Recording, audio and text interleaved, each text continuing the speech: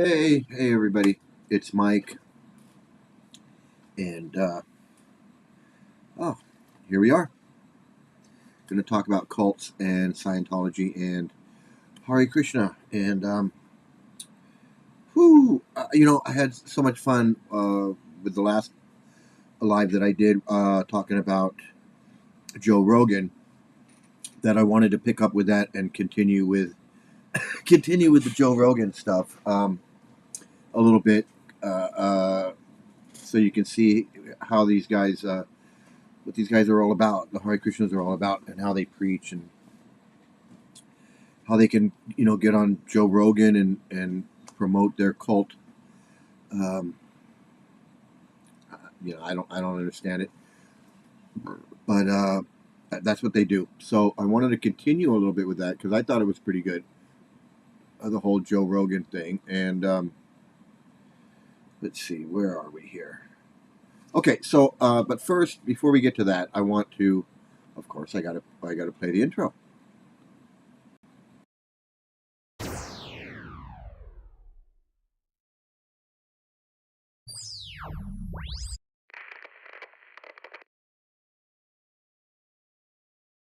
All right, hey, there we go. So, yeah, welcome to it's Mike Sandoval.com. In fact, let's get that up there too. Um, hey, it's Mike Sandoval. Okay, so yeah, you can visit me on the web at itsmikesandoval.com. Okay, so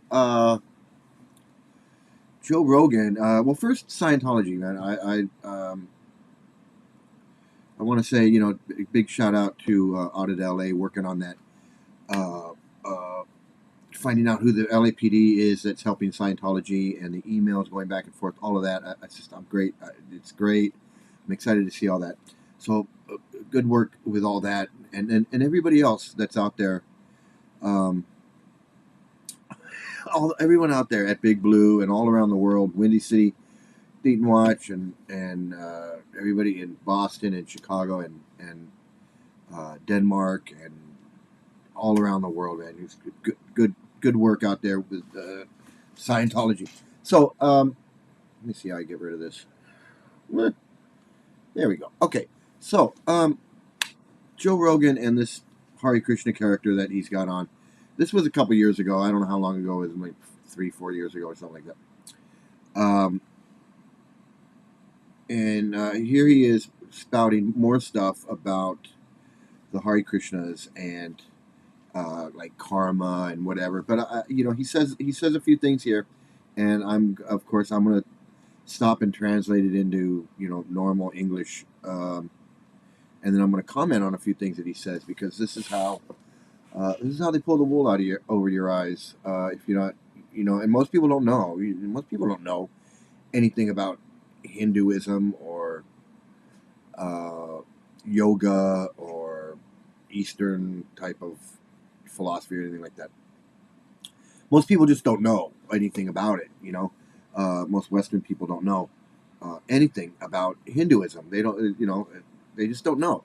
Um, so they can really, they can pull the wool over your eyes and do a sleight of hand and say a little bit of this, a little bit of that. It's Vedic this and Vedic that, and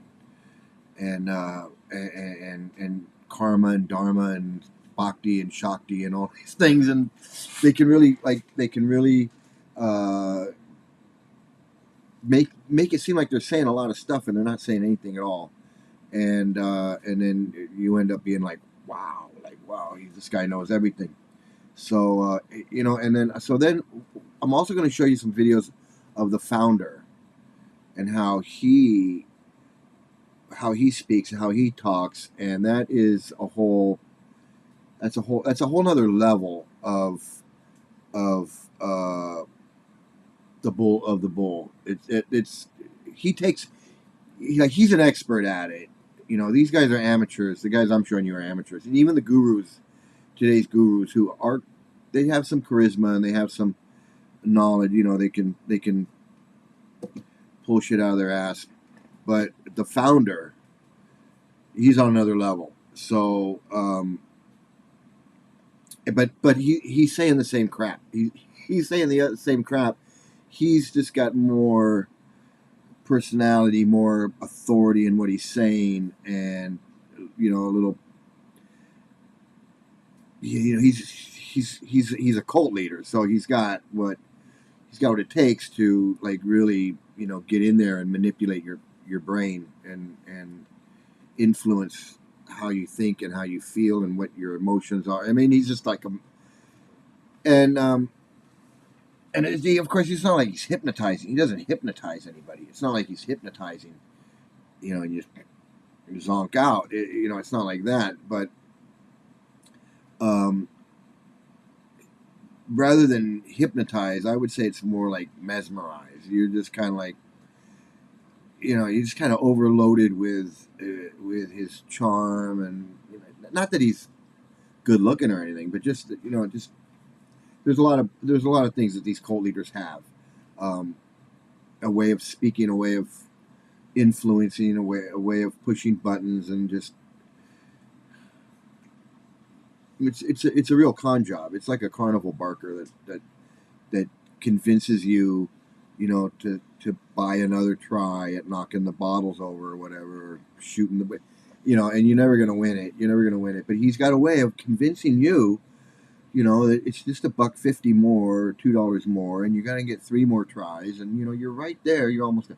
So it's the same type of thing. It's just it's and some carnival barkers are better than others, right? Some are really good at it, and some are like, oh, okay, and then some are like pretty shitty. But but I'm going to show you how this guy, these guys get in there and they read a little, they learn a little bit, and then they think they know everything, and they think that they can preach. It's like this guy thinks he can get to Joe Rogan and explain the absolute truth, this transcendental knowledge that's coming down 5,000 years through the blah, blah, blah, blah, blah. Let's hear what he has to say. Helio said, doing it why would you over want and to do over that? and over again. Because the whole Buddhist and Hindu thing is that I don't want to take birth again. Yeah. And since we were talking about these higher planets and higher beings, they say that planet like Earth, and they say there's other ones like this as well, there is some pleasure and some pain. Okay, I'm going to stop right there. Oh, look at. Will you look at that? Will you look at me? Okay, I'm going to stop right there because what he's saying. He says, they say that there's other planets like Earth, and that they say. Okay, well, who is saying? Your cult buddies are saying this. Like the people in your cult are saying this. These cult books you're reading are saying this. I mean, who's saying this? But they just, he just wants to slip it in there like, well, people say, they say, like there's some authority that is saying these things, like, my hair. Like there's some authority that's saying these things, and it's a book of stories, and he's just gonna say it like, yeah, there's higher beings on higher planets that have that. Who's saying that there's higher beings on higher planets? I mean, no one is saying that. Nobody is saying that. We're looking for life on other planets. I mean, we think that there might be life on other planets. We're, but nobody's saying that. Oh yeah, sure, there's planets and they're up there, and there's people up there that are doing this. And who is saying that?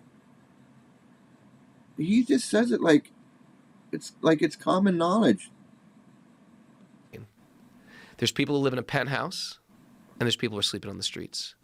Or you can be on the 100th, whatever floor it was, of the World Trade Center and be a CEO, and then a plane can be wrapped, 2 floors underneath you. You can go from pleasure and pain, the most excruciating pain, and the most incredible highest of pleasure in a moment. So in this we've got places that are like places in the world that are like the rape capital of the world, and then you've got places that are sort of like, you know, go to Switzerland or Norway where the currency is strong and the people are beautiful and everything you see is like it's from like a postcard. What So the we hell is have he like saying? great amounts of pain and great amounts of pleasure on this planet. In such a condition, you could start to question, like, why am I here? You know, I gotta stop this guy. Like,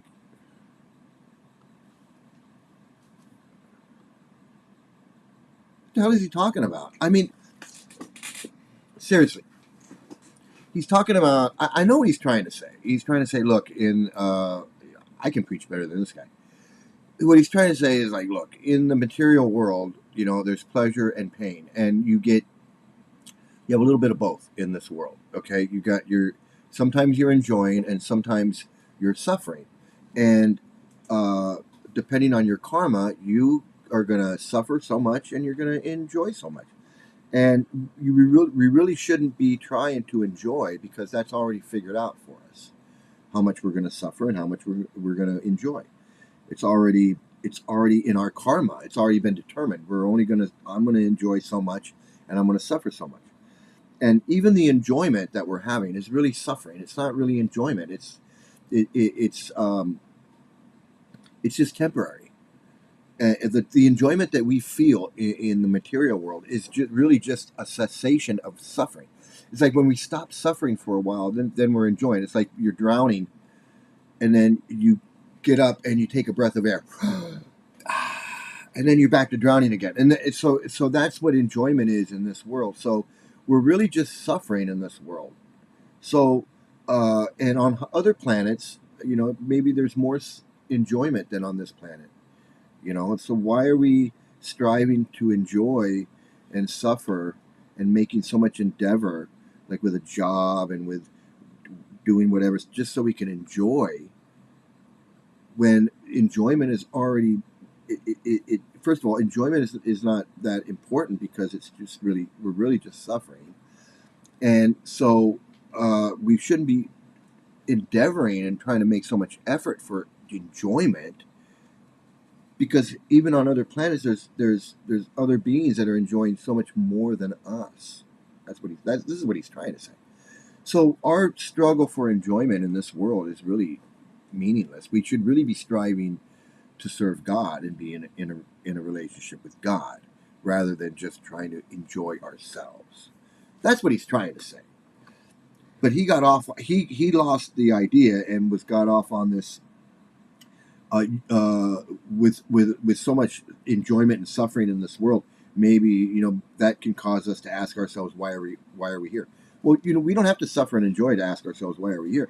Everybody wants to know why we're here. Everybody's asking why we're here. Why? Where did we come from? Why are there planets? What's the sun? What the moon? Where did it come? Everyone wants to know that. That doesn't take someone who got, you know, suffering to ask these questions. I mean, what is he talking about? And how is what he's talking about have anything to do with our suffering and enjoyment and beings on other planets and other planets that are enjoying? What does that have to do with our lives here on this planet where people are suffering? The hell is he talking about, man? I don't. What does that have to do with? You know, there are people that are suffering all over the world. Okay, there's just people that are suffering, right? They're like there's countries that are undeveloped, and there's babies being born, and people that are suffering. They're working hard. They don't make any money. They're just trying to get food. I mean, you could picture countries in Asia and in parts of India, parts of Africa, parts of, you know, any undeveloped countries you can think of. Even in developed countries, there's people are struggling and suffering like that all over. Like, what does knowing about people on other planets that are suffering more or enjoying more, how is that helping these people all over the world that are suffering in so many different ways? You know, and then he's talking about rape capital in the world. You know where the rape capital of the world is? His cult is the rape capital. First of all, hey, I'm not trying to disparage, other countries. I love India. India is a great country. I love it. I love going there. I love, I love so much about India. I don't love cults. India is not a cult. India is a country. Um, but I'm not trying to say that India is a bad place. It's not. India is a great place. I love India. I have friends there. I love going there. But India is not a safe place for women traveling alone. Okay, or even Indian women traveling alone in India. I mean, it's just a place where women are not. They're mistreated and they're abused and it's not a great place for women in India. It's not, and they know it, and they're trying to get better. You know, so when he's when he's talking about you know suffering and he needs to look at his cult. His cult is where a lot of people are suffering. A lot of women are suffering. A lot of children are suffering. A lot of children have suffered. The people that cause that suffering are still in charge. People that he worships and thinks are great people are people that have done horrible things to children and women and people in the cult. And he's sitting there on Joe Rogan acting like, hey, it's the greatest thing in the world, man. And he knows what's going on. This guy knows what's going on. Cults are very well, they're small, right? It's not like the Catholic Church, Hari Krishna, or Scientology. It's not big like that. They might have buildings all over the world, but they don't have millions of people. It's a small thing. So something happens in one place, word spreads. People know in a cult. Everybody knows. Hey, did you hear about Bill Anderson over there in Atlanta? His daughter's looking for him. And that word goes everywhere fast. Cults, shit. Gossip is like that's a pastime in a cult because what are they gonna do? They don't read the newspaper. They don't. Gossiping is like one of the biggest things in a cult. Is like, hey, did you hear who did this and who did that and who left and who's joined and this and that. And gossip is a big deal in cults.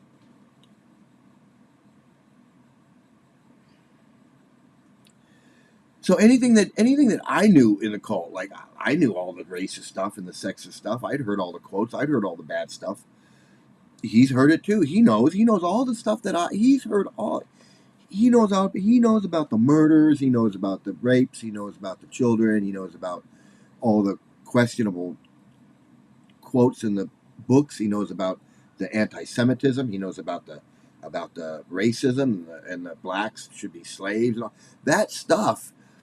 In the cult, like everybody knows that stuff. It's like it's not they don't tell you that stuff right off the bat. Like, hey, on your first day, it's like, hey, there's all this racist and sexist stuff. No, they don't do that.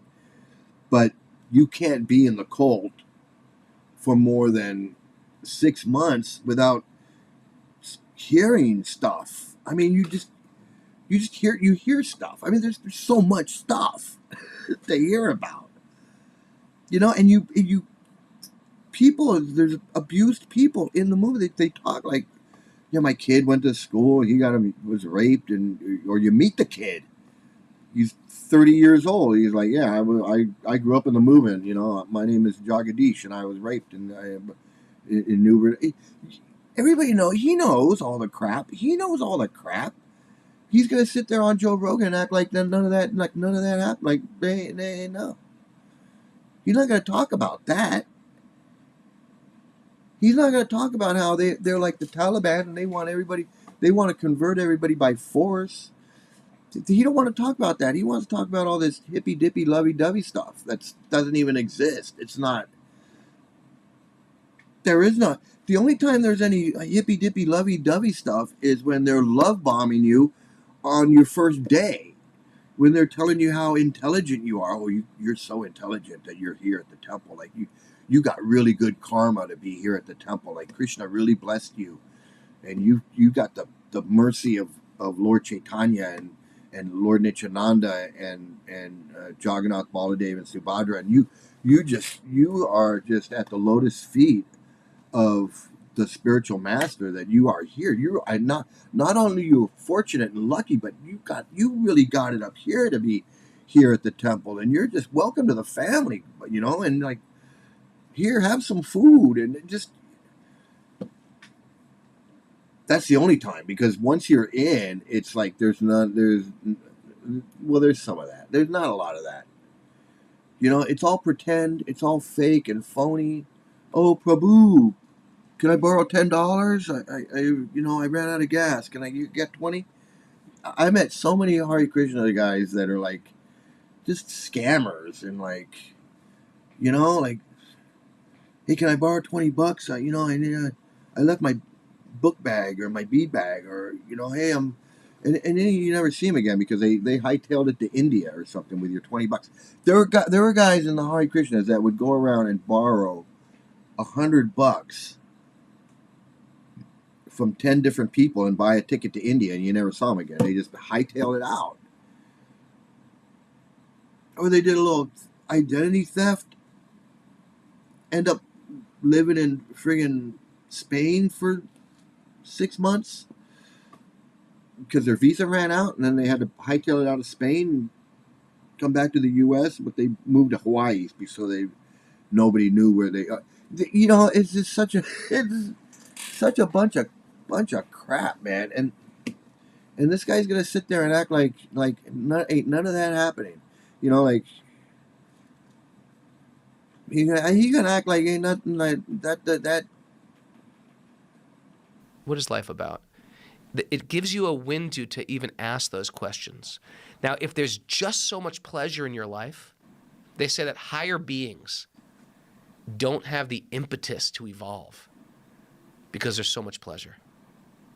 Higher being. Higher beings. So according to the Vedas, like there's higher Ganesh. planets. Yeah, there's higher planets. Okay. Now, I don't want to say Ganesh, but there's higher planets with higher beings who just living a high life. Right. And therefore the impetus to get out of samsara, this word of repeated birth and death, there's no impetus to get out.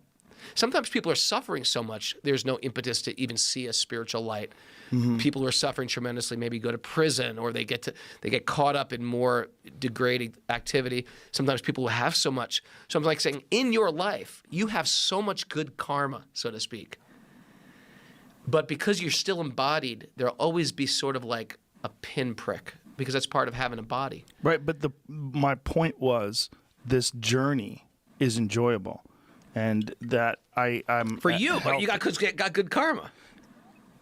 Is that all it is? Because I've had bad moments. I mean, is it all just? I mean, if you look at yourself like an autobiography, it is choices. Is it karma's like? Is it the direction? Did you choose to push forward in the understanding of the?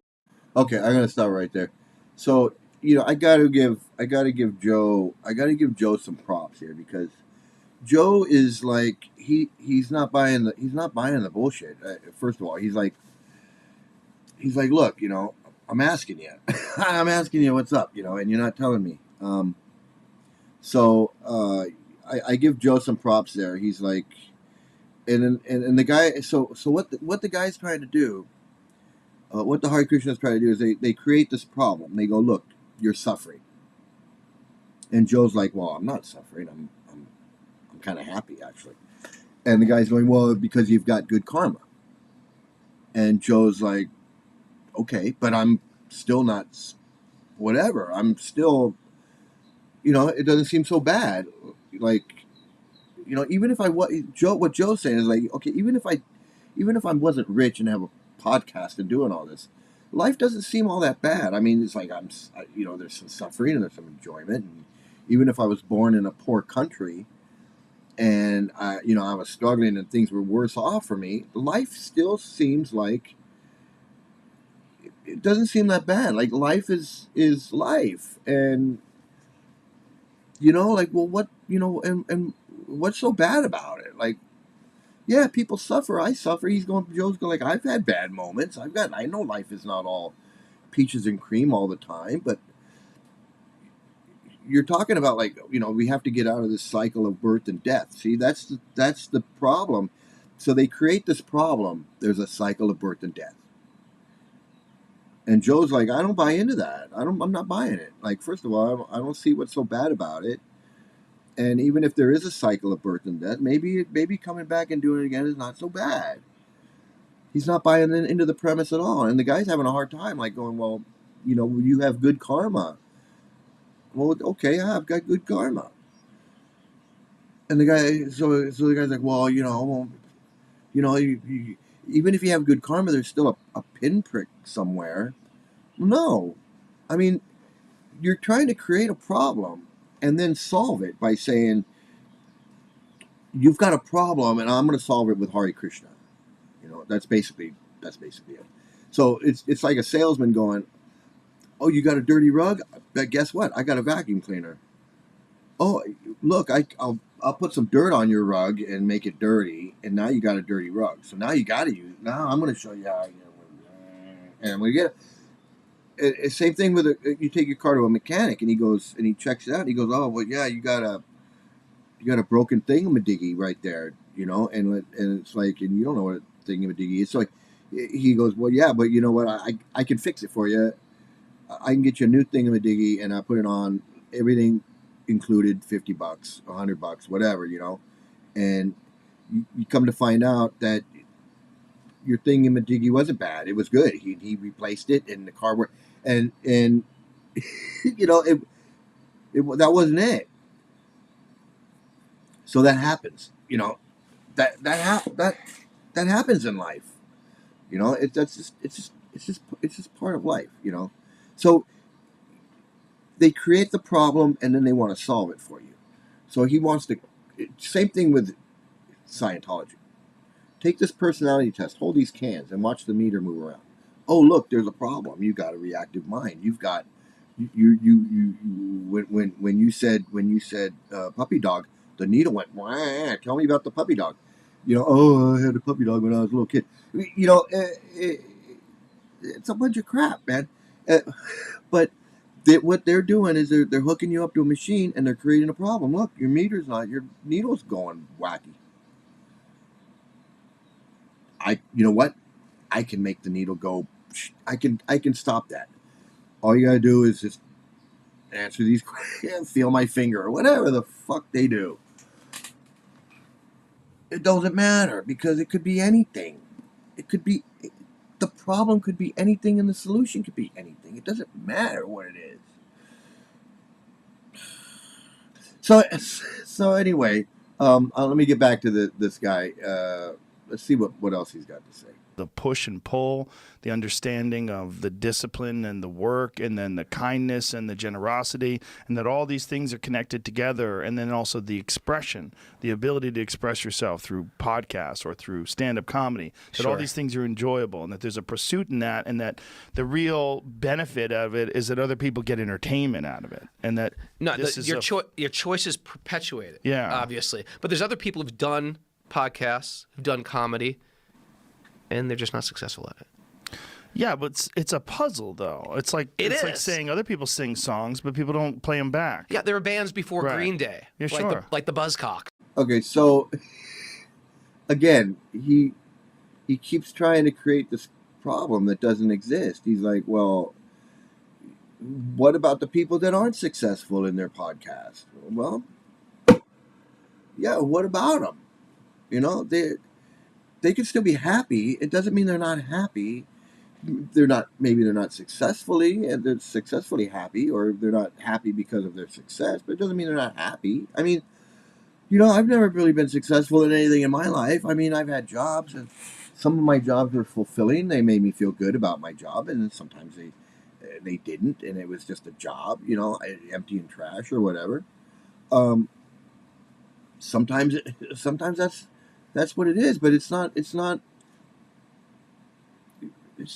this suffering, this problem. They want to convince you that you have this problem and that we need to solve it with this mantra and these magic words and this magic guru that's going to inject knowledge into your head, directly into your head.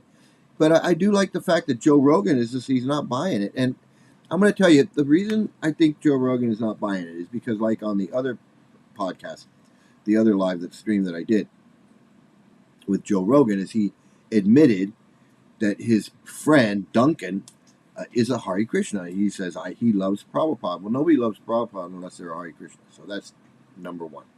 So his friend Duncan is a Hari Krishna. Now, how into it Duncan is, I don't know. I don't know the guy. But if he says Duncan loves the founder of the Prabhupada guy, and he knows about it, and that's Rogan's friend. Obviously, Joe Rogan talks to Duncan about Hari Krishna, because Hari Krishnas only talk about Hari Krishna. That's all they talk about. They don't talk about anything else. There is no other world for a Hari Krishna except Hari Krishna. And I mean, Duncan could be like me. I had a job. I went to work. I had coworkers, and I didn't act like a Hare Krishna to them. They wouldn't know that I was a Hare Krishna unless I told them.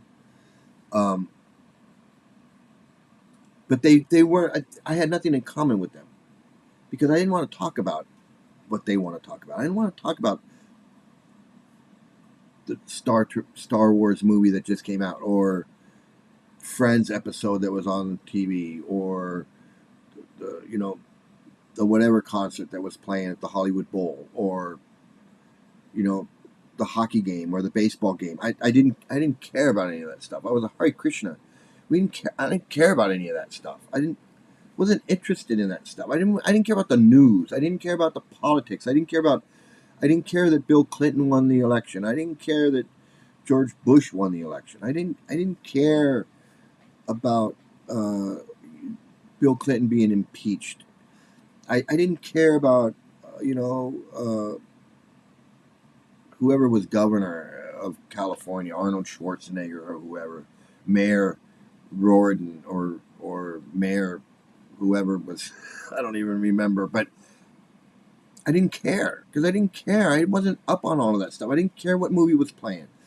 I think I watched The Sopranos, and I watched some of it on VHS, some of it on HBO, but some of it on VHS, and then I caught up with it later. Seinfeld, I watched Seinfeld. I saw Goodfellas. I saw Forrest Gump. I think I saw Titanic. I just didn't do. I didn't care about stuff. I didn't care about stuff that I cared about, because this Hare Krishna shit just took over for 20 years, and I didn't care. I didn't go to movies. I didn't care about much of anything, really. Just Hare Krishna, and I didn't talk to people about stuff. I would talk to coworkers about stuff, but it was boring, and I didn't care. It was just like, I gotta talk to somebody about stuff. So I know that Joe Rogan talks to this guy about Hari Krishna. He seems like he's heard this stuff before. So like, he's not sitting there like he's hearing it for the first time, like higher beings and other planets, and like, if you've never heard that before, and some guy's telling you, well they say there's beings on higher planets and blah blah blah, you'd be like, what are you talking about? And then he'd have to say, well, in the Vedic scriptures, it says that there was this and that, and then you'd be like, what Vedic scripture? What are you talking about? Hindu scriptures say that there's planets, and you'd be like, oh, Hindus, like the guy with the four arms and all that? Is that what you're talking about? And the elephant head? And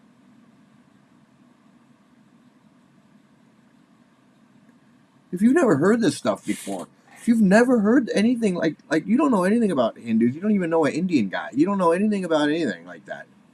You're from the Midwest, or you're from from anywhere, but not like a big city, not from LA or New York, right? You're just from St. Louis or somewhere. I don't know.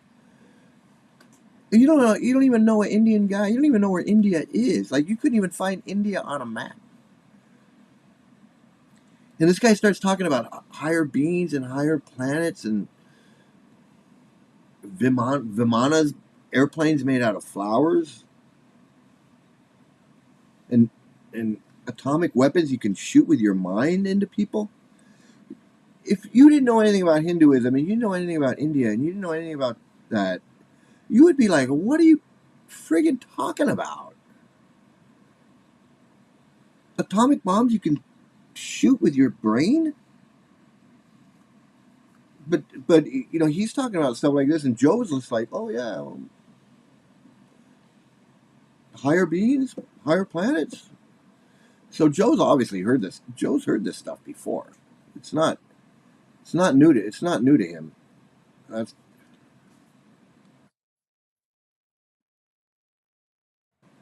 Weren't at the right time historically Sure, to be they didn't that have the right popular. publicists. Yeah. Yeah, look, there's always going to be that, but my point is, like, you don't have to be famous to be happy. It's just life is interesting. Life is enjoyable. Sometimes it's hard, and sometimes it's painful, sometimes it's emotionally devastating, for sure. But the idea, if you are alive and enjoying life, the idea of doing it forever is terrifying to people. That was what my point was. Like, why is it terrifying? If it's not terrifying to do it now, why is the eternal existence so disturbing to people? Right. Unless they have had a traumatic life. Yeah, Which a lot of people have. Yes, A lot of people have had a traumatic yes, life. a lot of people have. I don't yeah. think my life was so traumatic. I think I got Well, some let's life lessons. leave them out of that equation, and let's just talk about people who have not had a traumatic life, who have a fair look. If you're in America and you're not sick and you have friends, you're doing infinitely better than most people on planet. Sure. You know, that's just, we're really fortunate in terms of like the environments that we exist in. If you're not being abused and you have a job and you have hobbies and things to do, God damn, are you lucky? You could be born in Afghanistan. You could be living in the Congo, suffering from a host of different pathogens and bacteria and viruses and So, but your thing is, according to that person, was it Helio made up that yes. idea? Well, I don't think he made it up. I think Helio. okay. So, you know, I gotta say this about Joe. Like,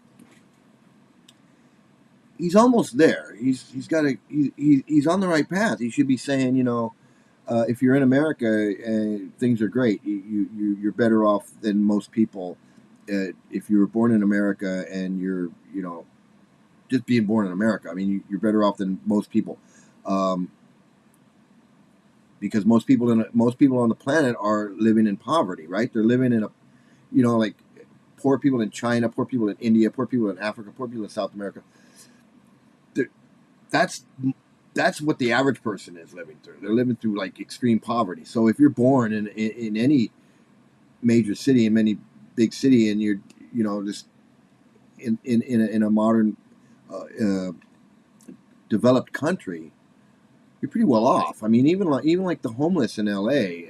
Or the homeless in New York, you know, are infinitely better off than the homeless, let's say, in India or Pakistan or Afghanistan. I mean, Joe's got a point. But what Joe really needs to think about is, like, he should be asking this guy. He should be asking is, like, why, if there's a Krishna and there's a God, if there's a Krishna, why are these people suffering? Why did he create these people to suffer? And why are the people enjoying what, you know, why are they enjoying it? And of course I know the answer. The guy would say, well, it's karma. So he's saying the answer is karma. The answer is your past life, which we have no evidence of and we have no proof of. We're just going to say it's you might as well say it's that pillow that's causing all these people to suffer and causing, because saying it's your karma from the past is like, we don't even know what evidence is there of that. What evidence is there that it's because I lived in a past life? I mean, what evidence is there that I lived a past life? What evidence is there that I lived a past life, and in that past life, I did something that's causing me to suffer or enjoy in this life. So you got two things you got to prove. Two things you got to deal with. Did I have a past life? And if I did have a past life, does that past life influence my present life? So, one, I don't even know if I had a past life. So we haven't established that. You can't say for a fact that I had a past life. I mean, you just can't. I mean, we can believe it. We can read it in a book and go, well, Krishna says we had a past life, but I don't even know if there is a Krishna. So you can't establish the fact that I had a past life. And since you cannot establish the fact that I had a past life, you cannot say that my suffering and my enjoyment is based on this past life that you can't prove I had. It just doesn't make sense. And now we can wish and think and go, well, it could be a past life. Yeah, it could be. Could be that pillow. It could be or it could not be. But we don't know. We'll never know. Because you can't establish that as a fact. You just can't. And, we could sit here and we could debate it. And we could debate scriptures and we could debate God and we could debate. But you cannot establish as a fact that I had a past life or that you had a past life. And even if you could, then you would have to establish as a fact that the past life influences our present life. And you can't do that. You just cannot. So since that can never be resolved, we'll never know the answer to that. We'll just never know it.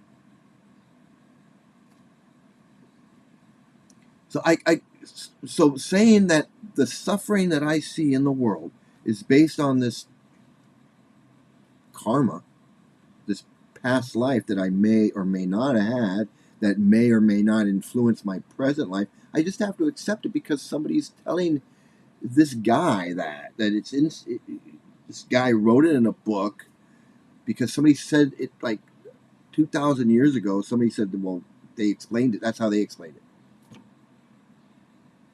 I mean, even the pharaohs in Egypt, right? They thought they were going to another life, right? They said, well, we have to take all our stuff with us, so we're not just going to don't just bury me by myself.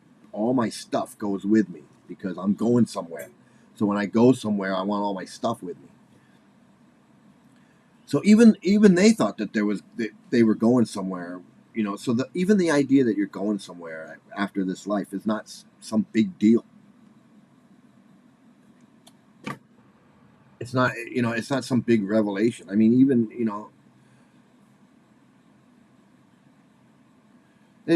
maybe you do, maybe you don't. I don't know. Maybe you do, maybe you don't. I would hope.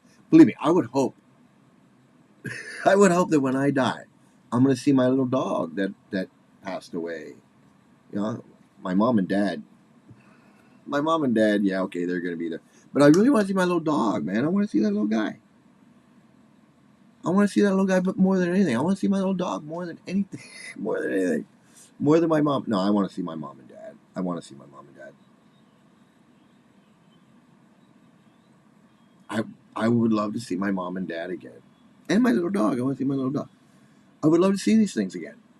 But I don't think I am. I just don't think I am. And that's why we're sad when they're gone. Because I think we know that we're not. So, I would love for there to be a past life, a future life. I mean, I want there to be. I mean, I would want there to be. I would like to wake up with $1 million in my bank account, but I really don't think that's going to happen either. It's just this is the way of the world. That's just the way. That's just the way it goes. But for me to sit here and like try to believe this because some guy wrote this in a book 2,000 years ago and said, that you had a past life, and if you you did something bad in your past life, well then it's going to mess up this life. And I don't know, I don't know about that. I mean, some people want to live by that, okay, but to me, it doesn't make sense to me, and it doesn't look like it makes sense to Joe Rogan. So I'm gonna give Joe some props there.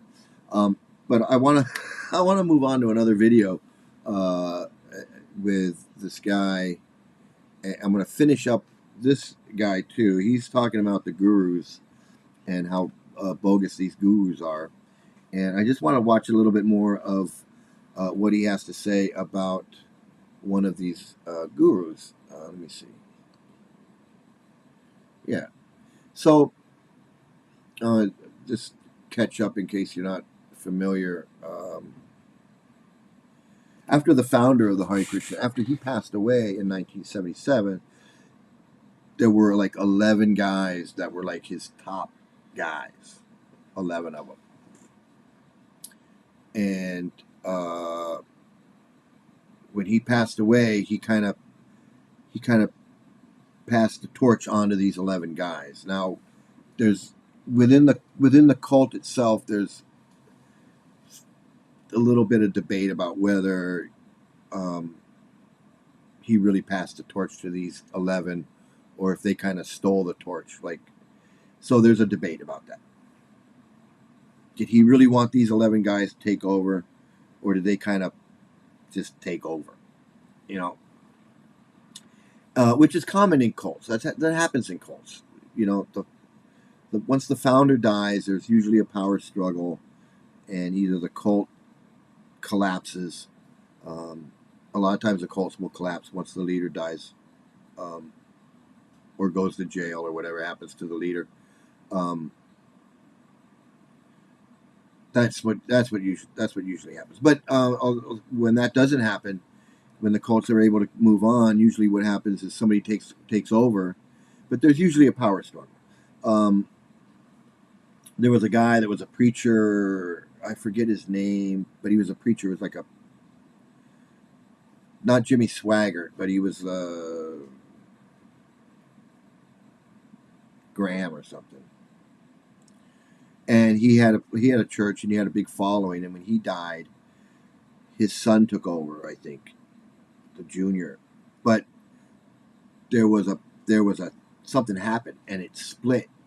It split in two. So the son took over when this church cult split. The son took over half of it, and then this other guy came in, and I'm not sure. I think the other guy pushed the son out, and then the son started his own thing, or the other way around. I don't remember. But it did happen. It did happen like that. So usually when the original founder guy dies in a cult, there's usually a power struggle for who's going to take over. That's common. So these 11 guys took over. And almost from the beginning, there were problems. There was one by one, these 11 guys, one got his head chopped off because he was screwing around with some guy's wife. Another guy left with a bunch of money. Another guy left with a bunch of women. Another guy got caught with boys. Another guy, I don't know.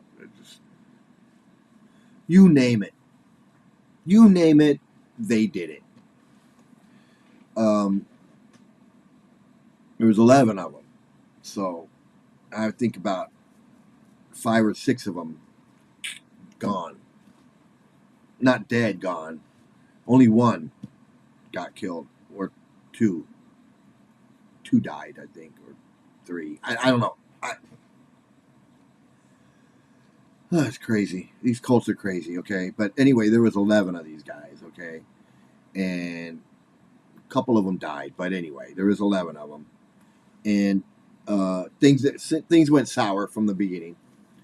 They argued with each other. They fought with each other. They tried to murder each other. They tried to murder each other. I mean, you know, like I said, anything that could go wrong went wrong, and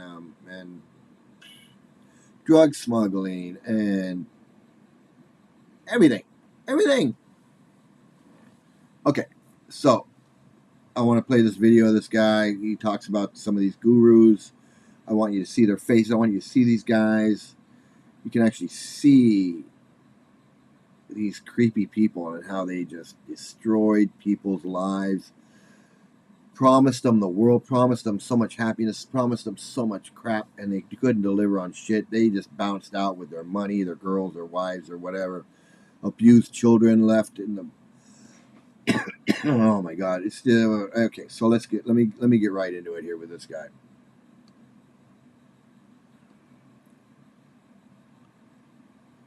Rameshvar, Robert Grant, who was a guru of the Hare Krishna movement from 1977 to 1986, making more research on Robert Grant this week. I found some of his conversation with Swami Bhaktivedanta, the founder of the Hare Krishna movement, that he had all the way up to 1977, a few months before Swami Bhaktivedanta died. It is important to understand that Robert Grant is Jewish, and this conversation that he had with Bhaktivedanta was about the Jewish people. It reaffirmed for me that the process of brainwashing is very potent. Even someone who is Jewish can be convinced by a guru that the Jewish people are not very good people. So here's the conversation between Swami Bhaktivedanta and Robert Grant. This was on January 23rd, 1977, a few months before the demise of Swami Bhaktivedanta. Robert Grant said, "It is commonly known that the bank in the West, controlled by the Jews, supplied money to Lenin to fight his revolution. The Jews have no discrimination. It seemed like a good chance for them to make interest on their money." Swami Bhaktivedanta said, "Therefore, Hitler killed those Jews because they were financing against Germany. Otherwise, he had no enmities against the Jews. They were simply supplying money. The Jews want interest on their money. Never mind even if it's against your own country. Therefore, Hitler decided, kill the Jews." Swami Bhaktivedanta continued, "Yes, the Jews have the money. They want to invest. They want to make some profit. Their only interest is how to get money. They are not interested in nationalism, in religion, nothing of the sort. Therefore, long, long ago, Shakespeare said, Shylock the Jews." In another conversation, Swami Bhaktivedanta explained, "Yes, that's the nature of the Jews. They will do business with anyone, friends or enemies. To make money, they will not discriminate." Therefore, Hitler felt strongly about the Jews and tried to do away with them. That is the reason, because that's the nature of the Jews. Robert Grant, himself a Jew, said, "My guru considered the Jews to be very low-class merchants. They would sell to their own enemies if they could make money. So they undermine their own society. Therefore, Hitler wanted to get rid of them." Now that's a Jew talking here. Conversation in Toronto, June 17, 1976, Swami Bhaktivedanta said, "Ah yes, these English people, they were expert in making propaganda. They kill Hitler by propaganda. I don't think Hitler was such a bad man." So I'm making these videos to warn Jewish people, and many are in the Hare Krishna movement, and they've never heard about those quotes from Swami Bhaktivedanta. A few years ago, I was in Israel for more than 3 months and witnessed many Hare Krishnas singing and dancing in the street of Tel Aviv and other cities. I tried to have a conversation with them, but none of them spoke English. So these devotees of Krishna in Israel are being fed some philosophies by the leaders of the Hare Krishna movement, and they never find out about the negative quotes of Swami Bhaktivedanta about the Jews. Now, Okay. Yes. So everything he's saying is correct, and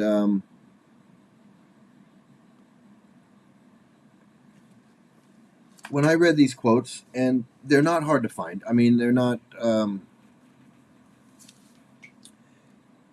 He did put some stuff in his books, like Bhagavad Gita and different books that are sold. He does say some things about the Jews in his books. It's not as harsh. Now, in his conversations and his lectures, you're going to find more kind of like off the cuff remarks that he says, like in these conversations about Hitler and the Jews only want money, and the Jews this and that, and Hitler wanted to kill him. So he said a lot of that stuff, like in private conversations, personal conversations, letters back and forth between devotees. Devotees would write him letters, and then he would write back, and those are all put into books because all of that stuff is like archived. Everything's archived, everything's documented, everything's recorded, everything's filmed, everything's not every single moment, but a lot, right? Probably more than any other cult member. More than L. Ron Hubbard, more than, Maharishi, probably more than any of these guys. They followed Prabhupada around with a video camera whenever they could, with a tape. They always had a tape recorder going. So just about every single thing he ever said is on tape. Now and they have it documented. So not every single thing. There were times when they didn't have a tape, or they didn't have batteries, or the tape recorder was broken, or they ran out of tapes, or whatever, because they were like, they didn't know what was going on in the technology back then, whatever. It was, the 60s, the 70s. But they tried. They tried to record everything. They tried to and every letter that he wrote to devotees, and letters that devotees wrote to him, they have all that stuff in books, in online, whatever. You can search it. And that's where you get a lot of interesting stuff. That's where you get a lot of quotes where he says stuff like black people should have just been slaves. They never should have been free. They only want alcohol and sex, and they just cause problems all the time. And why did they even give them their freedom? Why did they get civil rights? What was that all about? This is stupid. So you're going to find a lot of comments like that. And, the Jews are, Hitler, hated the Jews, and he was right to get rid of them. And, I think Hitler was a good guy. You're going to find and stuff about the Negroes, the Negroes this, and women are stupid, and I was 22 years old when I had sex with my 11-year-old wife. A lot of these controversial things that he said in letters, he said on tape recordings, he said in lectures, he said in personal conversations with things called morning walks. Every morning he would get up at 4 o'clock in the morning, and he would take a handful of devotees with him, and he'd go for a walk, like a 2-hour walk. He would just walk down Venice Beach. He used to walk in Venice Beach. He used to walk Santa Monica. He used to walk Golden Gate Park, wherever he was. He would go for a walk in the morning, cold, dark in the morning. He'd go out walking, and he would talk, and they would record him. And so there's these books, these morning walks, everything he ever said on a morning walk. And he did a lot of talking. I mean, everything he said the same shit over and over again. It's not like he's ever came up with something new. It's the same stuff, just regurgitated over and over and over and over and over, just a little bit different. He's going to talk about you shouldn't have sex. And then he's going to talk about it again. And he's going to talk about it again. And he's going to talk about it again. But it's always going to be just a little bit different, a little bit different. He's going to say, switch it up a little bit different. And so all throughout his books, he's talking about don't have illicit sex. And it's the same thing repeated over and over and over, just repeated differently. And it just goes on and on and on. So in his books, he's got where he's translating the scriptures like Bhagavad Gita and Srimad Bhagavatam and Teachings of Lord Chaitanya, where he's actually translating what someone else wrote in another language. He's translated it into English, and then he's explaining what it means. He's got all these books where he puts all this knowledge and all this stuff that he knows about Hinduism. He puts it all in these books.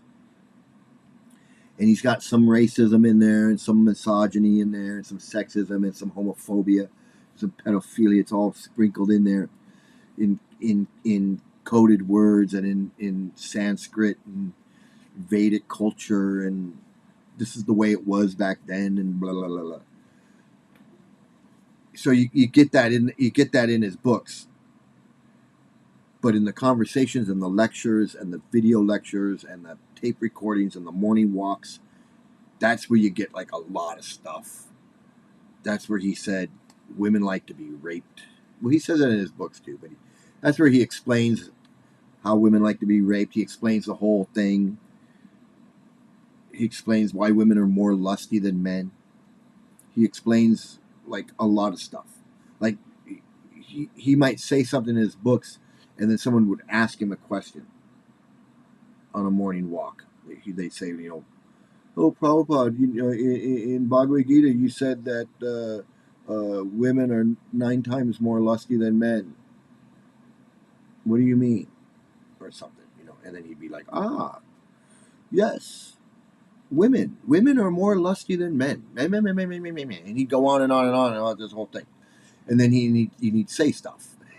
He'd say, like, whatever on top of his head. He'd just say whatever he wanted to say. And they recorded it. So, and those books are like, there's a lot of those books, a lot of those lectures, a lot of those conversations. There's a lot of stuff to sift through. And you can actually search it online. They have it digitized so you can actually search rape. And like everything he said about rape will come up. You can search, child abuse. Everything he said about child abuse come up. You can search, homophobic, homosexual, or homosex. Everything he said about homosexuals will come up. So you can actually go through and search things that way, if you have that program. And from what I understand, they haven't taken that stuff out of his books, but they're really concerned that people will get the wrong idea. You think maybe? So they have a lot of stuff that that apologizes and excuses what he says. It's like, well, he meant this and he meant that, and he didn't really mean this. And when he says Negro, he doesn't really, and when he says slave, he doesn't really. And it's coming from God, so it must be true. So that's how all this stuff is in his book. So a lot of Jewish Hare Krishnas don't know the stuff that he says about Jews and Hitler. They don't know it because they got to really go look for it and search it. It's there, They can find it. It's kind of like if I said, go find a paragraph that has these words in it. Go to the library and find this paragraph that has these words in it. This paragraph, I give you the paragraph. You don't know what book it's in. You just have the paragraph. It was a dark and stormy night. Whatever. They call me Ahab. Whatever. You're like, I don't know what book this is, but I got to look in this library and look through every book until I find this paragraph. So that's kind of what it's like, like he said something about the Jews, or he said something about women being stupid, or he said something about women being, like, for instance, he said women don't need to go to school, they just need to learn how to cook and clean. Now, he said that a bunch of times. It's not like he said it once. But you'd have to search, and you'd have to get this program, and you could search it, and you'd find it. It'd pop right up. But if you don't have that program, and you're trying to find that quote, how are you gonna do that? I mean, you could Google it. You could go to Google and you could try to do it that way, and it might take you to somewhere, but that's going to take you time. And most of these Hare Krishnas they're not going to do that. So a lot of them don't know. A lot of the black. Well, I can't understand how a black Hare Krishna wouldn't know the racist stuff that he says, because I saw it right away. I mean, I saw it. I saw it right away. He's talking about the Negroes. He's talking about that they are ugly. He's talking about how they just want money and sex. How they don't know what to do when they get paid. They just go get drunk and cause problems. He says how black people will not give up material pleasure because they've been deprived of material pleasure, and now they finally have material pleasure. And they're not going to want to give it up. He's like, we're not going to make too many black devotees because he didn't say black, he said Negroes. We're not going to make too many Negro devotees because Negroes don't want to give up all the pleasurable things that we do, that we give up, like eating meat, having sex, getting intoxicated, and gambling. He's like, Negroes want to do all those things. We're not going to make too many Negro devotees. So he already had. You can find that stuff in his books, because that's exactly what he said. That's exactly how he talked. But then if you go to his conversations that he had with his disciples, like private conversations and private letters, he is much more racist than that. I mean, that was already racist enough, but he had a lot of other things to say regarding blacks, Africans, homosexuals. He said homosexuals they're demons. They're demons. They're evil. They're demons. He said he said that homosexuals were born from the anus of Lord Brahma. Lord Brahma is the one with the 4 heads. He's got 4 heads, and he looks in every direction. He's got a head back here and a head over here. So Lord Brahma, he grows on the lotus stem of Vishnu. So Vishnu lays down in the causal ocean of his own perspiration. He perspires so much, he creates an ocean. And then he lays down in that ocean on Seshanaga, the snake bed. And then Lakshmi, who is also Tulsi, the beads around the neck, Lakshmi massages his feet while he lays there in a mystic slumber, and all the universes emanate from his body. This Garbhodakshai Vishnu, Mahavishnu. So from the navel of Mahavishnu grows a lotus stem, and on that lotus flower blooms, and on that lotus flower is Lord Brahma with the 4 heads. He's looking everywhere, and he's got 4 heads, and he hears Krishna's flute, and then he knows everything from Krishna's flute. And then Lord Brahma creates everything. So Lord Brahma actually does the creation of it. He creates everything in the material world. So homosexuals, he farts them out. He farts out the homosexuals, and when they come out, because they're gay, they attack Lord Brahma. They want to have sex with Lord Brahma, and so he curses them or something. I don't know. He curses them or something. But anyway, so Prabhupada, when he translates that part of the book, that part of the scriptures, when he translates that and he explains that the homosexuals, they have a name, and they're rakshasas, they're demons. They're demons, and they're born from his anus, and they want to have anal sex with Lord Brahma, and Lord Brahma boogies. He's got to run away. Lord Brahma's got to get out of there because the homos want to rape him. So this is crazy, man. So when Prabhupada is explaining this in his books, he is explaining that homosexuals are demonic. They're evil. They're demons, and they cannot be Hare Krishnas unless they don't be homosexuals. So as long as they're not having sex, then they can join. But if they're having sex, then they got to leave. So he actually had a lot of homosexuals join. A lot of homosexuals joined his movement, and a lot of them rose up to become gurus. So in the Hare Krishnas, you got a lot of homosexual gurus. In fact, Boy George said, I like the Hare Krishnas because they have gay gurus. Because when I first encountered these gay gurus, because Prabhupada said gays is they're demons, and they were farted out of Lord Brahma's ass. He farted out some homosexuals, and then they tried to rape. So I already knew that, and then there were some gurus that came to town, and they were as gay as could be. Like, you just know. I mean, if you just look at these guys, these Hare Krishnas, these gurus,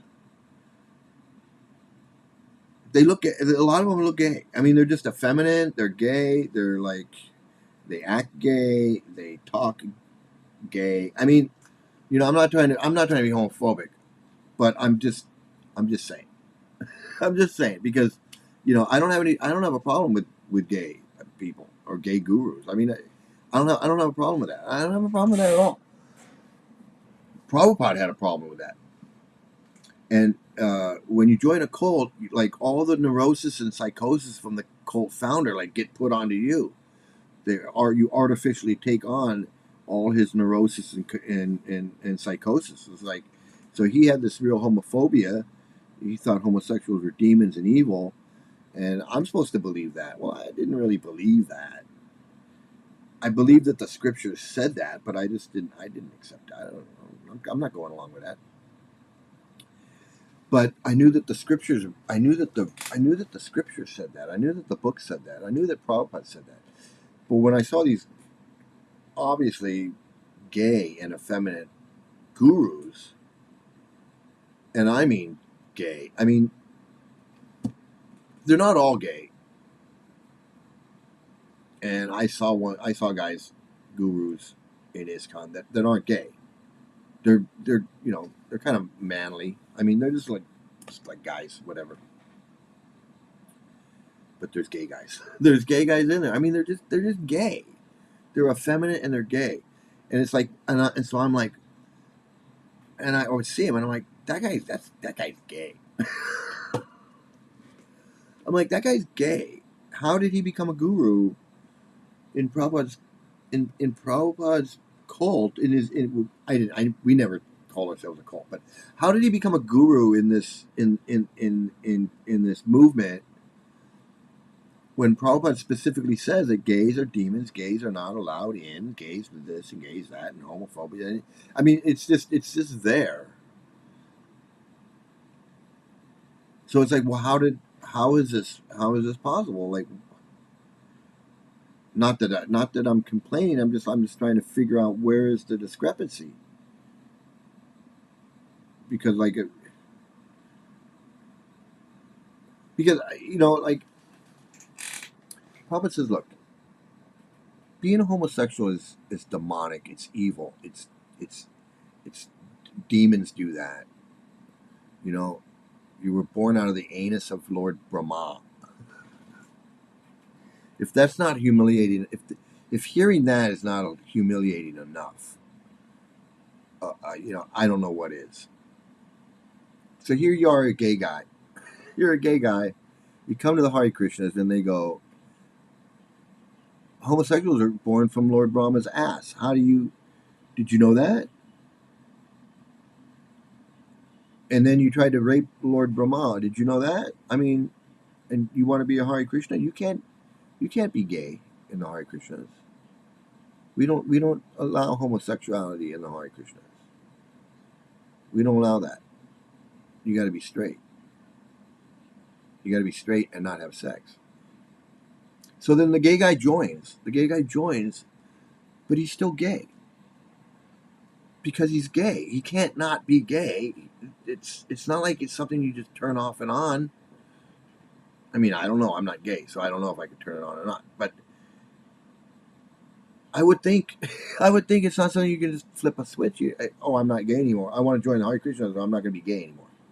How does that happen? So these guys join. They're still gay. They want to have gay sex. So now they're denying themselves gay sex. Like a heterosexual man joins, and the founder says, you can't have sex. You're a heterosexual man, but you can't have sex unless you get married. So the guy joins the temple and he goes, I can't have sex until I get married. So I'm not going to have sex. I'm going to live in the dorm. I'm going to live in the ashram. I'm going to live in the dorm, and I'm not going to have sex. But I really want to have sex I really want a wife, and I really want to have sex. So can you fix me up with a wife so I can have sex? And the temple president goes, okay, I'll fix you up with a wife so you can have sex.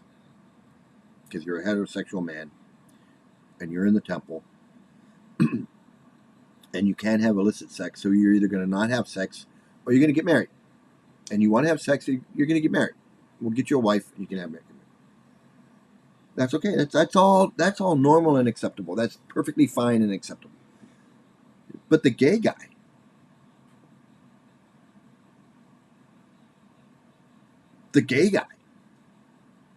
he joins.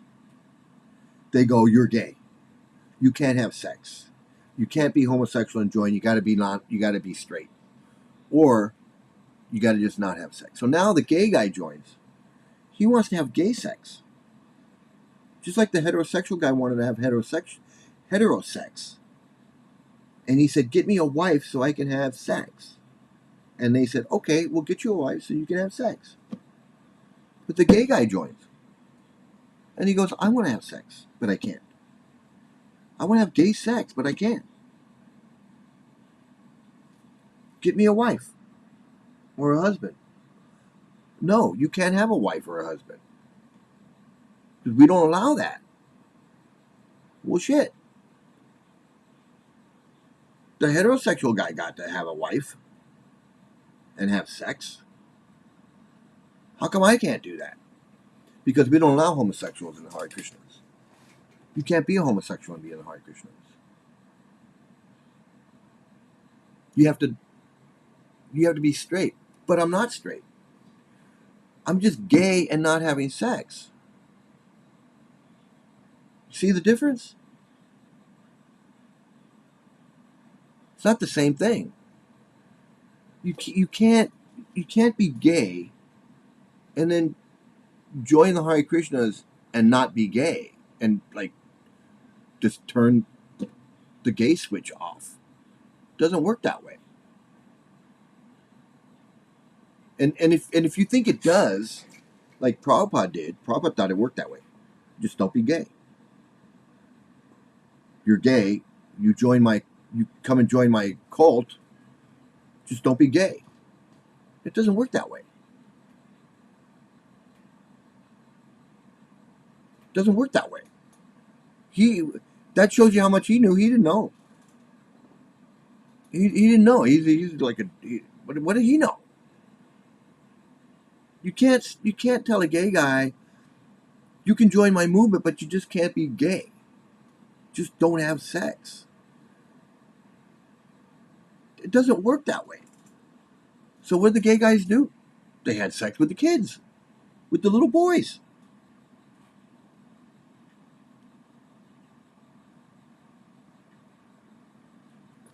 They had sex with little boys. They're still having sex with little boys to this day.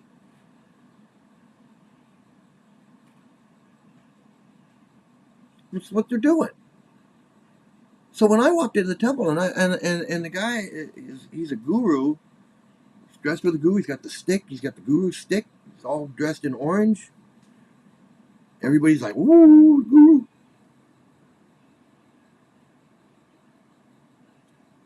And I'm like, "Guy's gay.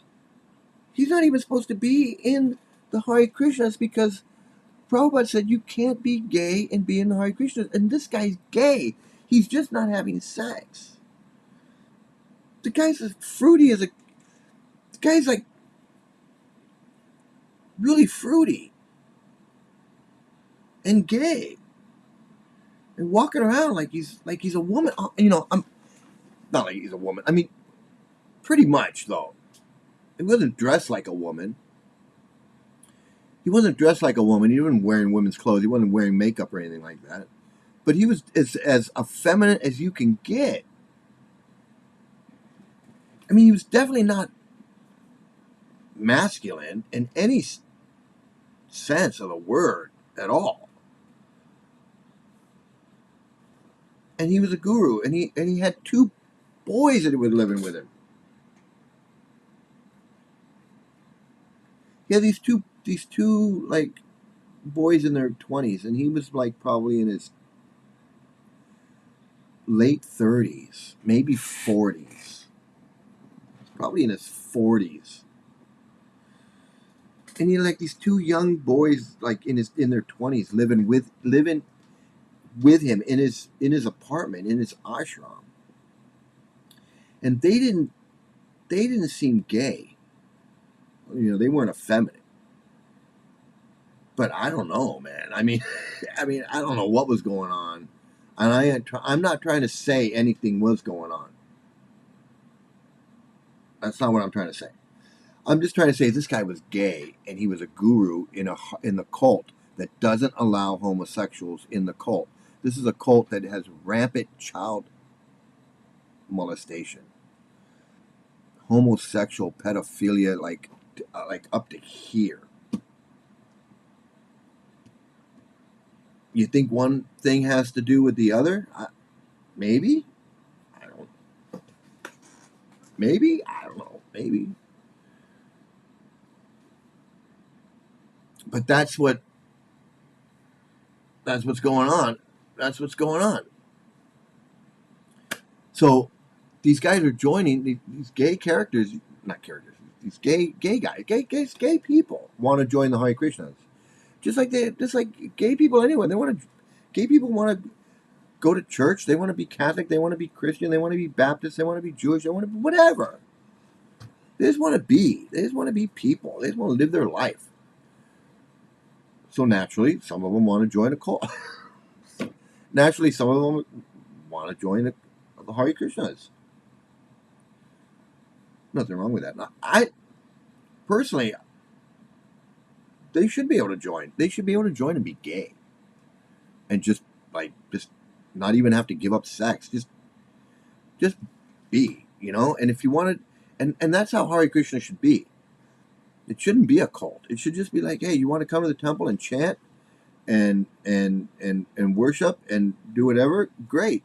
You don't have to worship this guy like he's God and accept all his racist, sexist, homophobic crap as the word of God. You don't have to accept that if you don't want to.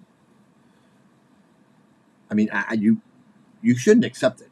I mean, you shouldn't accept it at all. You shouldn't believe it. You shouldn't be believing that crap at all. You shouldn't want to believe that crap.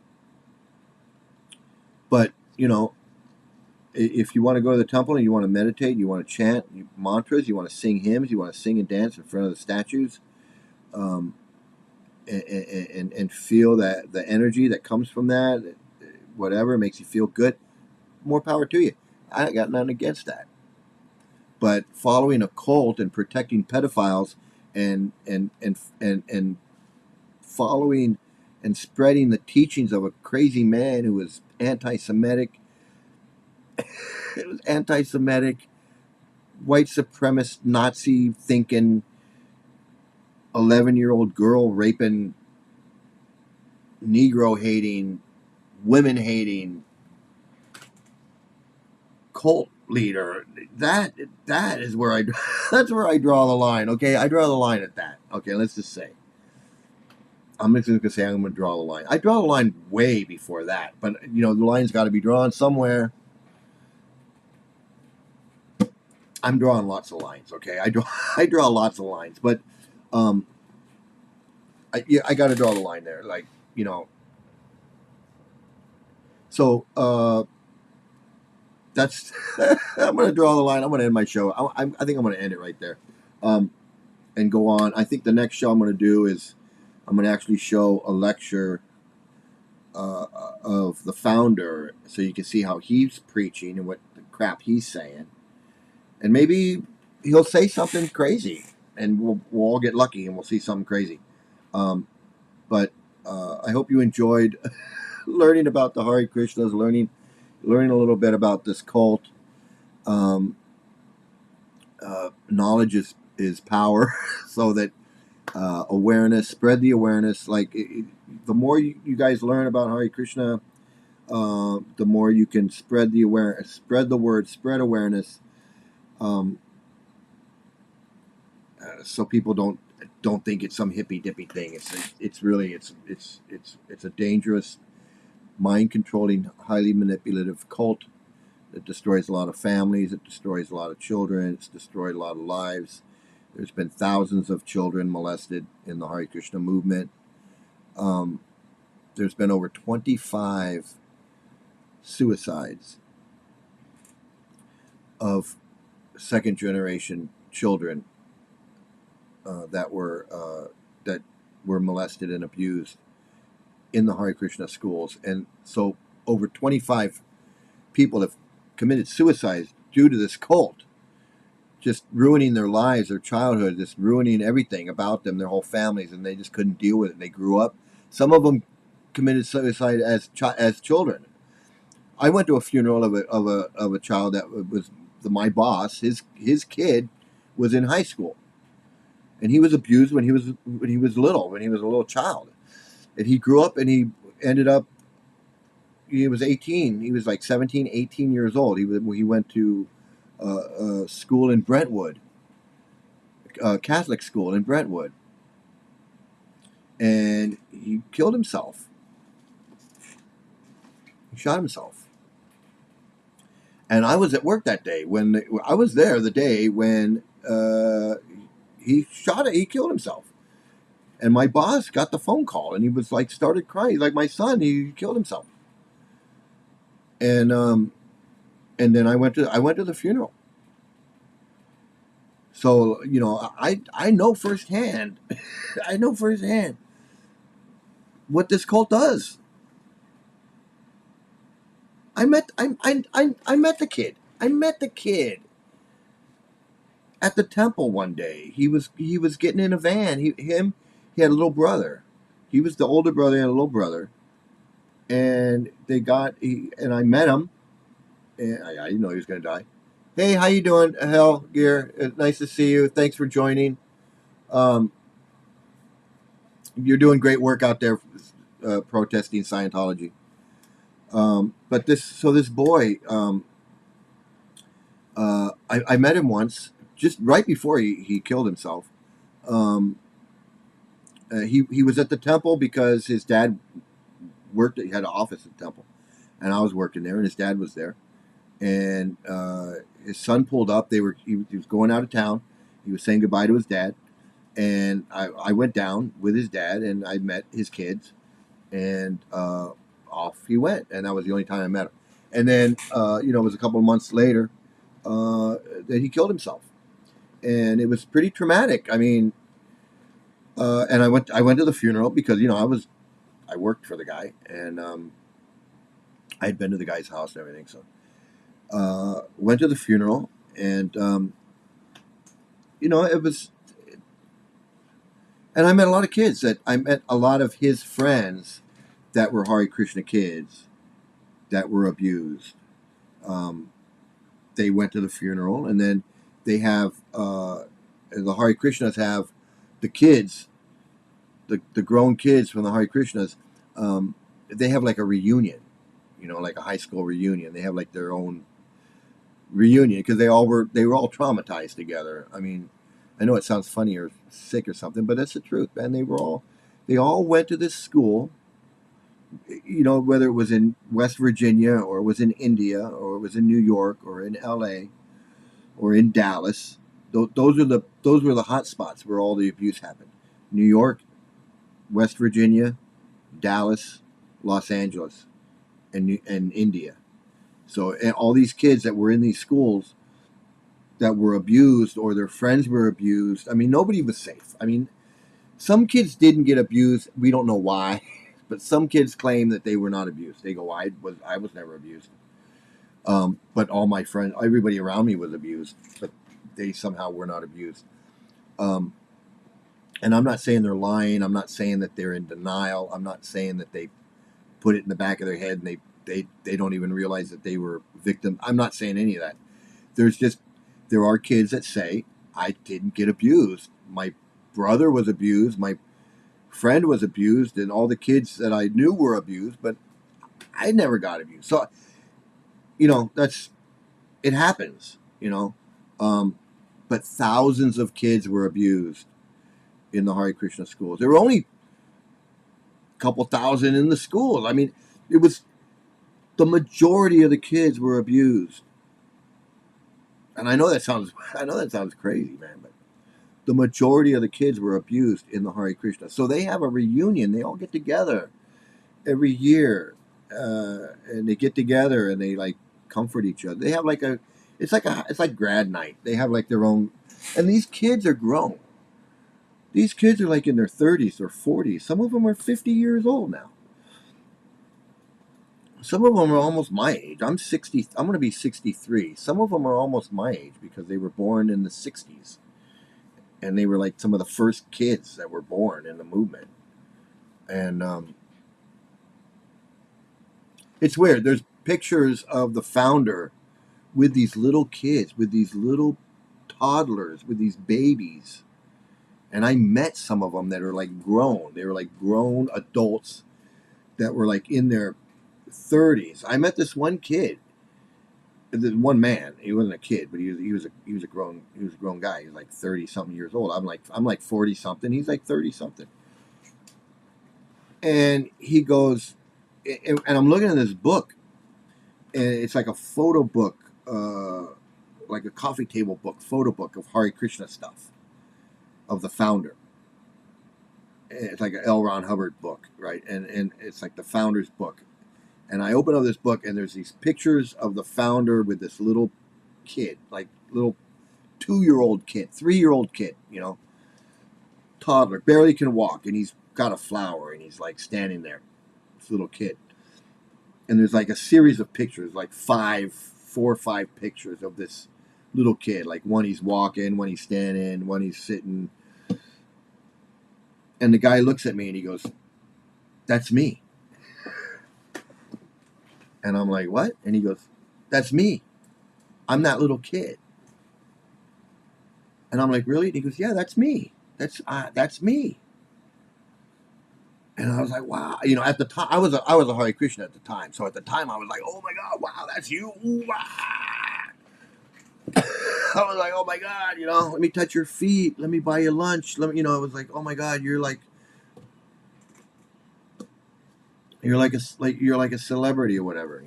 He's like, "Yeah, that's me. That's me."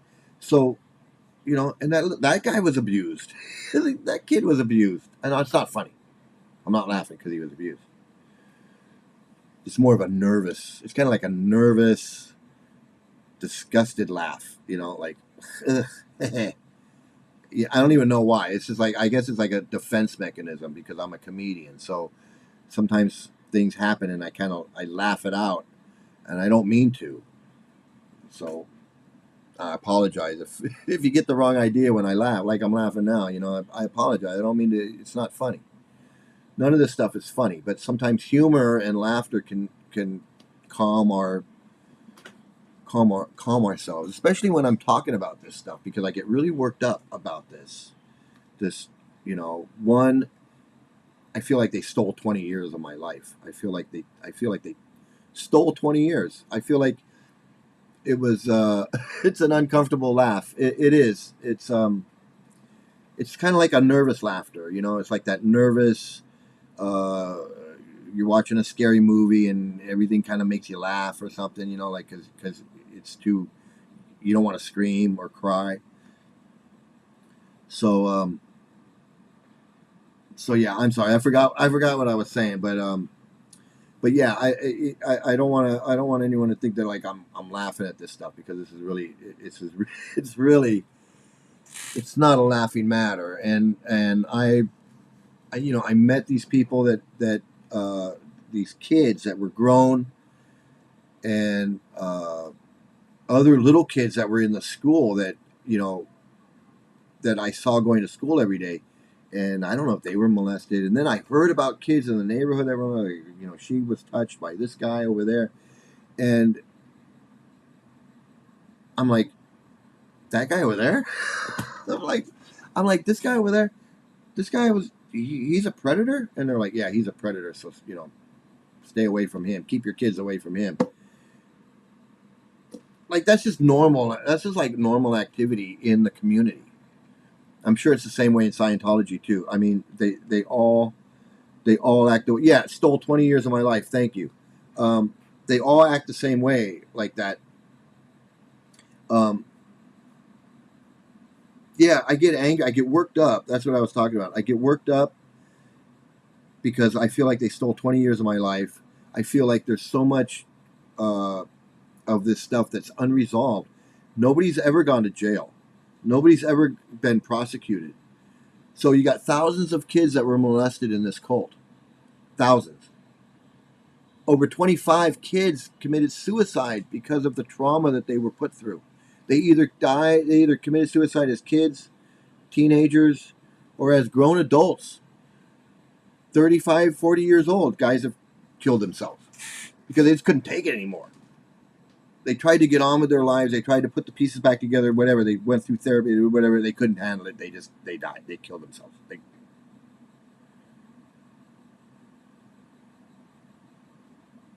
That's what this cult's done. And that's why I get worked up.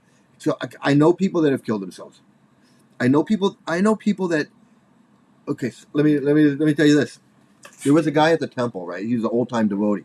He's older than me. And he'd been around for a long time. He was like, from the old days, from the 60s.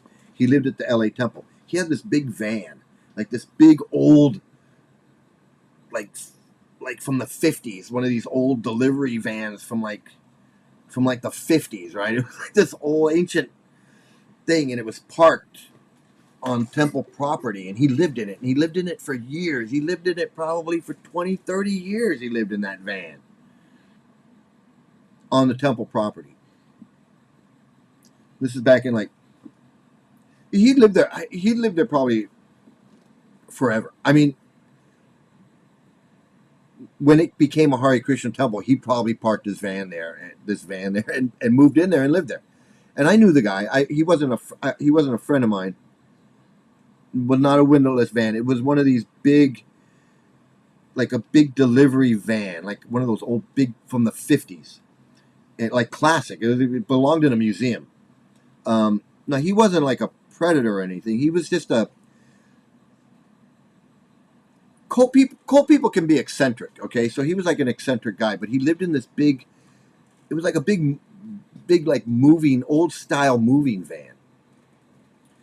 And like a laundry van, delivering laundry, like delivering uniform types, big van. And it was just parked. It was just parked, and he lived in it like an RV. It was just parked, permanently parked, not registered. It was like an RV parked in a driveway on temple property, and he lived in it for like 20, 30 friggin' years. He was living in that van when I became a Hare Krishna in 1992. And he'd probably been living in that van for 20 years before that. And he was a nice guy. He was just a guy, right? He was just a cult guy, but he kept to himself. He was very introverted. He was a loner guy. He lived in this van. He was a Hare Krishna, and he was just, everybody left him alone. He wasn't like crazy like that, like he was like rah, but he was just his own guy. His name was Subhuti. He lived in this van. So, and he's an old-time Hare Krishna, so he's hardcore brainwashed. But he lived in this van, and he was a nice guy. I talked to him a couple times. I met him a couple times. And so one day, what happened was, and I blame the temple on this. I blame the temple, and I blame the cult for this.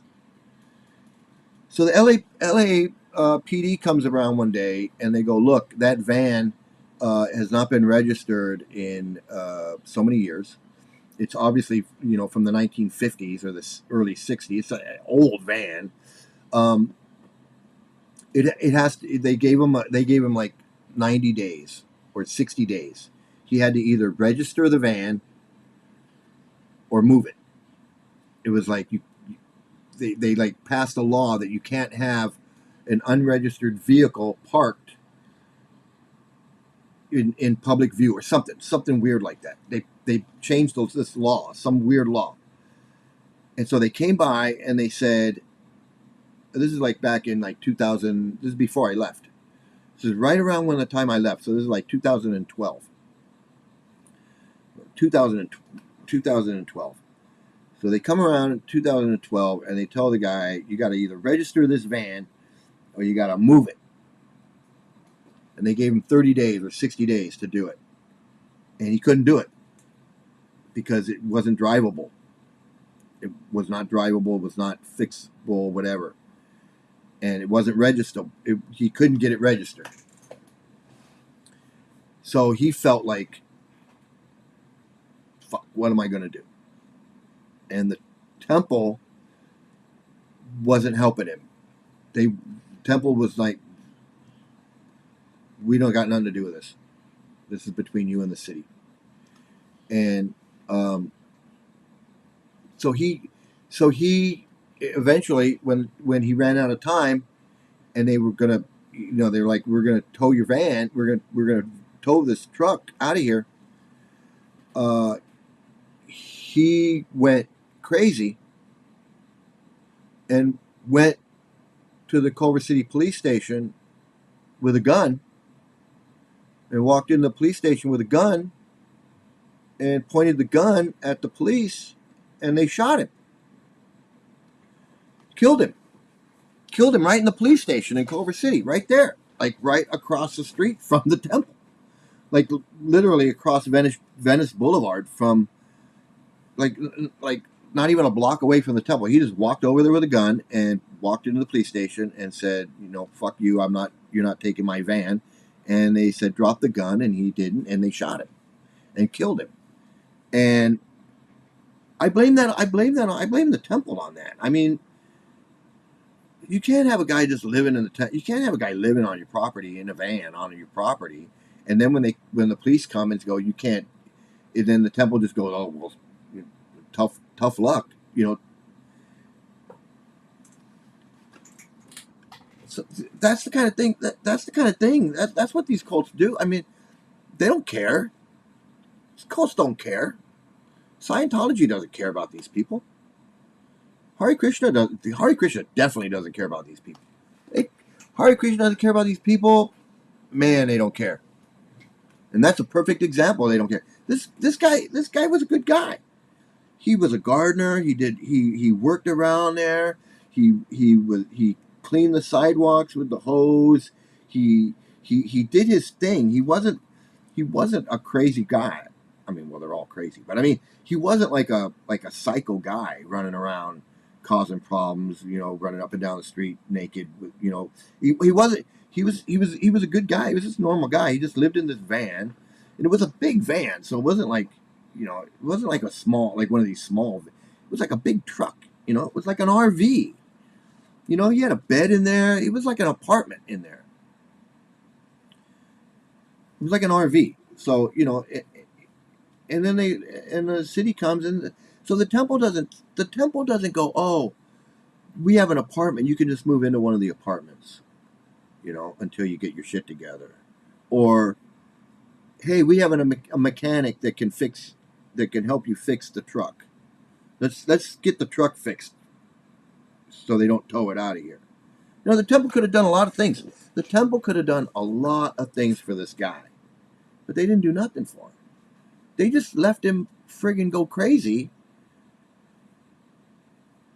They just let him go crazy, and then they let him suicide by cop or whatever, because he knew he didn't have anything. He didn't have anywhere to go. He didn't have a job. He didn't have anything. He didn't have a place to live. They were taking his home. They were taking his home away, and the temple wasn't helping him. I mean, that was like one of the shittiest things I ever seen in my life. And then the guy loses his life over it. I mean, you lose your life over it, over a stupid cult.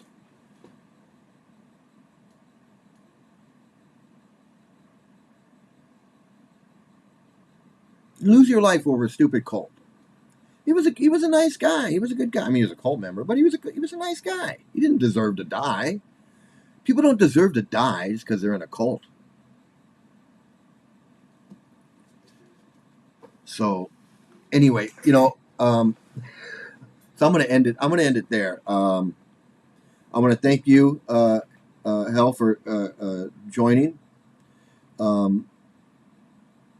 It's great getting the word out, letting people know, spread the word, like, share, subscribe, everything.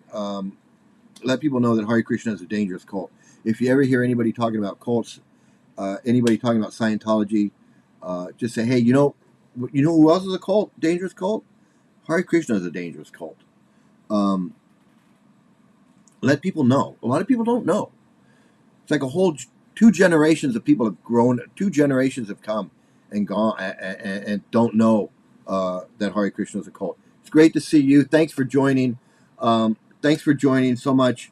Spread the word. Let people know that Hare Krishna is a cult. Let people know that I have these videos, that I have this channel, and that they can learn about Hare Krishna and learn that it's a cult, and learn how it's no different than Scientology, and that it needs to end, just and how dangerous it is, how it harms people. Spread the word. Let people know, and we can all end these cults together. So thanks for joining. Thanks for watching, and have a great day, a great night. Have some great luck, and stay cult free. Bye.